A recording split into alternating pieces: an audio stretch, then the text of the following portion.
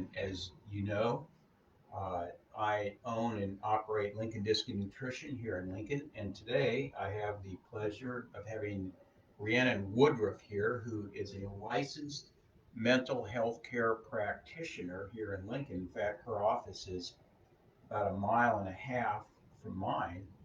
And we're going to talk about the mental emotional effects today of Mm-hmm. COVID and this epidemic has on our culture. And you see, I mean, obviously you counsel a Yeah. lot of people, you counsel them for mental health Yeah. issues. And I mean, they some my patients talk to me about it, but that is certainly a very small part of our Mm-hmm. interaction. Right. We're doing totally different things. So what are some of the ways that people are experiencing and managing their anxiety with COVID, and have you experienced a lot of that in your practice? Okay. Well, first of all, thanks for having me. Yeah, you bet. I think we've been trying to do this for a Yeah, while. we've been trying to be on Facebook together for a while, Yeah. and we finally did it. So Finally did it.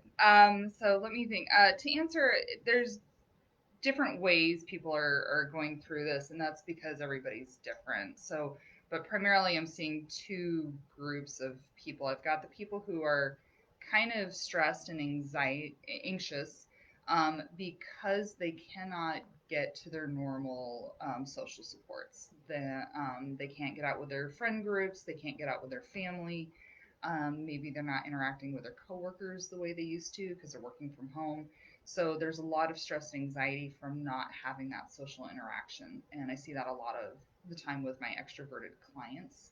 And then I have another group who are really stressed because they feel like they're out of control, which I think is kind of most of us right now, especially with COVID-19. There's not a whole lot we can do about it. We can do social distancing, we can wear masks, we can wash our hands, we can do the best health practices that are out there, but there's not a whole lot you can do about controlling a virus. So there's a lot of fear about, like, well, what happens, how do I navigate this, what if I get sick, what if I get somebody else sick. So I'm seeing a lot of people who are kind of demonstrating signs of anxiety, like headaches, stomach aches, body aches, which probably people are coming in to see you about, and having a hard time sleeping because they're just stressed over this thing that is so big and it's like a global event and you can't control it. And we feel our best when we know what we can control. so tell me how you help them with this. How do you help people manage anxiety? For example, and I think you see both. I see both ends of the scale. Like for Mm-hmm. me, I have very little anxiety over Mm-hmm. this, Right. and we can talk about why that is in a few Sure. minutes. Then you have people on the other end of the scale who are freaking out when they see people not wearing masks or not Yeah. social distancing. And so, as a mental health care practitioner, Rhiannon, what do you do when people come in? How do you help them manage this? Okay, so we start off with, I always kind of do this basic thing of trying to get people to stop for a minute and just, we're going to work on your body, right? Because if I can get your body to calm down, I can maybe get your mind to calm down. So we do some deep breathing, we do some progressive muscle relaxation, just a basic thing of like, let's get ourselves into the right headspace for even having this conversation. And then what I do is, I try to validate that anxiety because what we're experiencing is so unprecedented. And I think, I'm not sure, I'm sure there's a couple individuals, but most of us haven't been alive through a pandemic. So this is brand new territory. So I try to acknowledge that it's okay to not know what to do. And then we kind of start digging into the root of, where's this anxiety coming from? Is it coming from the fact that you feel out of control, or is it an actual fear of the virus itself and what it could do to you and your loved ones or the community that you're in? So I try to narrow in, like, what is the more actual fear happening? And more often than not, the fear of COVID is just kind of this big umbrella thing. It's not the actual anxiety that they're feeling. The anxiety they're feeling is like, I don't know what's happening with my work. What if I lose my job? Well, that's a real stressor. What if my loved ones get sick and I can't be with them? That's that fear of being distant, not being there to be with your family. So we tap into what those really are, and if there's something that we can do to work around it, like with work, hey, talk to your boss or your supervisor, find out where the company is currently sitting, for work. We give them manageable solutions that they can work on, and it's kind of trying to reestablish a sense of control, that you can do something, that you're not just floating free in the universe waiting for you know Yeah. something to hit you. Floating on the COVID ocean with a Right. life jacket being tossed around. Yeah. Yeah, Yeah. exactly. Yeah. And so it sounds to me like what you're trying to do is give them concrete Hmm. things that they can actually Yeah. do, rather than let their minds just wander and blow things Yeah. up out of proportion. Right, because the boogeyman is scary because we don't know what the boogeyman looks like. So if I give you definition, if I give you shape and form, and I go, hey, the boogeyman is you're afraid you're going to lose your job, well, then let's focus in on that. What can we do to, guarantee that you're in a good place should that happen, worst case scenario, or, what can we do to reduce that fear because it's not really a problem. Yeah, and I think in my opinion at least, part of the problem with the way the government has handled this is they have basically taught people to try and run away from the virus Hmm. rather than giving them real solutions Hmm. on, we have an immune system and we can make it stronger and we can make it work a lot better to fight off the virus, and this is how you do it. And that's been a pretty big criticism of Right. mine towards the way it's been handled, because it's pretty hard to run away from something that's completely invisible. Yeah, yeah, exactly. And that's why I'm saying this is like just become a really big boogeyman because we can't see it, we can't touch it. I mean, you can under a microscope, sure, but you have to be kind of a special level of medical doctor or scientist to be looking at this right now. And for all we know, it's all over. We have no way of knowing when we're encountering it. Right, and viruses are all Yeah. over. Hmm. There's a lot of viruses that are Hmm. all over. There's a lot of, I mean, you and I right now have viruses that are in our Hmm. bodies. Yep. Okay, and our, we have an immune system that's supposed to be able to keep that in check. Hmm. Okay, and so what happens is when that immune system isn't working Right. well, then when it's dealing with so many other things, which that's what we call comorbidities, when Right. the body is trying to deal with all these other things that it shouldn't have to deal with, it doesn't have the energy left to deal with Hmm. the Right. whatever's infecting it, and so that takes a hold. So yeah, so anyway, I just sort of gave you my end of It's it, okay. which we really weren't going to talk about that, No, that's but okay. And but the reality is anxiety. We have this statement in mental health that anxiety kills, and it's a reality because when you're stressed, when you're anxious, all of your body systems will kind of shut down because your body's just not functioning the way it needs to. So that's actually very true. So if you're super stressed and you're super anxious, you're probably not going to be eating the best. You're not going to be sleeping the best. You're not going to probably be um, going out and exercising and doing all these things that would keep you strong and healthy, and your body just kind of deteriorates. yeah, it, So, it's what happens. We're in fight or flight. right, Our right, sympathetic nervous system is on a very high level. hmm, And when that happens, your immune system right, tends to plummet. right. And so we're trying to get people to realize, hey, if we can reestablish control, if we can get you out of that fight, flight, freeze mode, because there's actually a whole bunch of ranges for that, then you can actually go back to feeling like the world has, a direction, and you know what your point is for, being in the whole, giant moving ball that we are of society. And it's just reestablishing control. Just going back to, I can do something. I'm not completely impotent. I don't have to wait for something to hit me. I'm going to be okay. And so, as you counsel these people and you Hmm. give them concrete things to Hmm. do, which I think is a great, great Hmm. strategy, how's that working?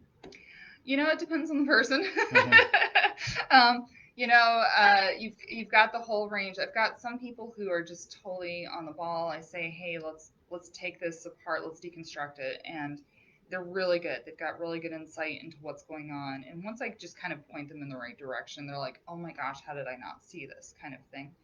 And I'm like, it's a fair statement. We do that whole like, "How did I miss this?" Well, you missed it because you're in the middle of it.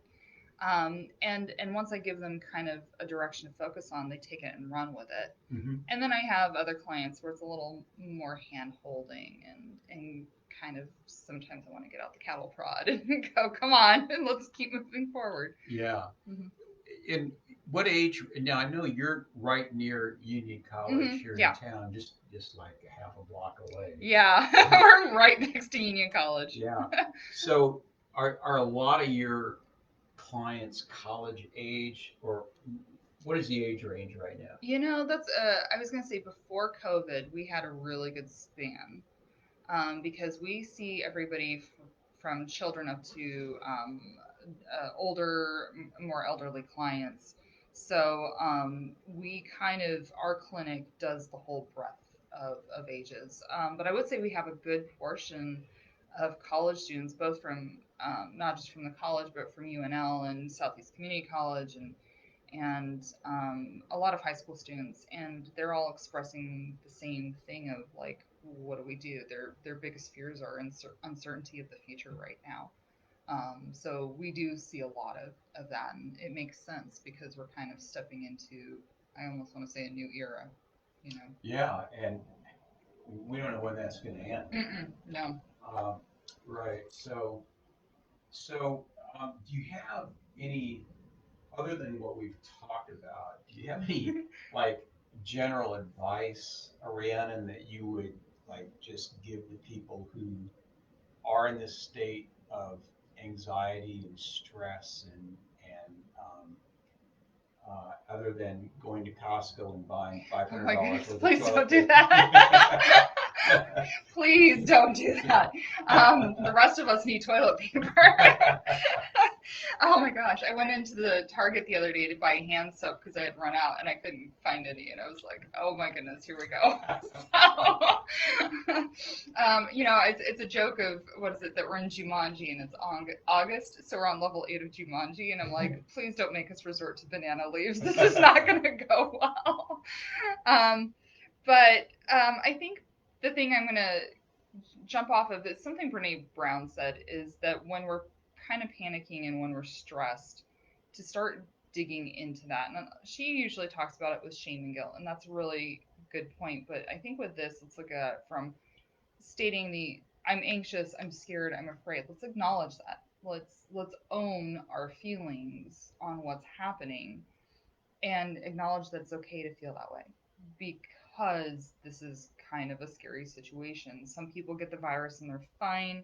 Other people get it and it's the most god awful thing, and their loved ones never get a chance to be with them when they have to say goodbye. So it can be anything right now. So I think let's own the fact that we're in a scary situation. There are things people are doing to try to help us. What do we need to be doing to kind of take control back in our lives and have that? And I'll piggyback off of another Brene Brown statement, which is the FFT, which is I'll use the vegetarian version Mm-hmm. of it, is the freaking first time. This is the first time most of us have been in anything like this. Except maybe epidemiologists or virologists or people who work with contagious diseases. This is probably the first time almost all of us have dealt with something like this. So let's acknowledge that we have no playbook for going forward. We don't know what we're supposed to be doing. There's no manual. We're writing the manual as we're running. And that's scary, and it's okay to be anxious. It's okay to not know and to not have answers, and but also take a deep breath. Like, okay, just because we're panicking or scared doesn't mean we have to be completely psychotic about it and start making silly decisions like buying out all the toilet paper. Yeah, I've just found that uh, there's lots of things that have helped me, but regular exercise Hmm. has made Yeah. is enormously Yeah. helpful because that obviously changes your brain Yeah. chemistry Hmm. and just calms you down, Hmm. and so. That would be one of the first things that I would recommend to people Oh is yeah. get on an exercise program and just stick with it. Hmm. And then there's other things you can do, and I won't get into all the things that I recommend because that's on a different That's video, okay. but yeah, I think that's good. Well, I think we've maxed our time out here for the amount That's of time okay. that we have this. So Rhiannon, thank you so much for coming today and let me interview you. And I really hope that all my Facebook viewers will get something out of what we've talked about Yeah. and help them manage some of their, fears and anxiety a little bit Right. better. And the last thing I would say is just remember it's like, yeah, we're going through this, but you don't have to do it alone.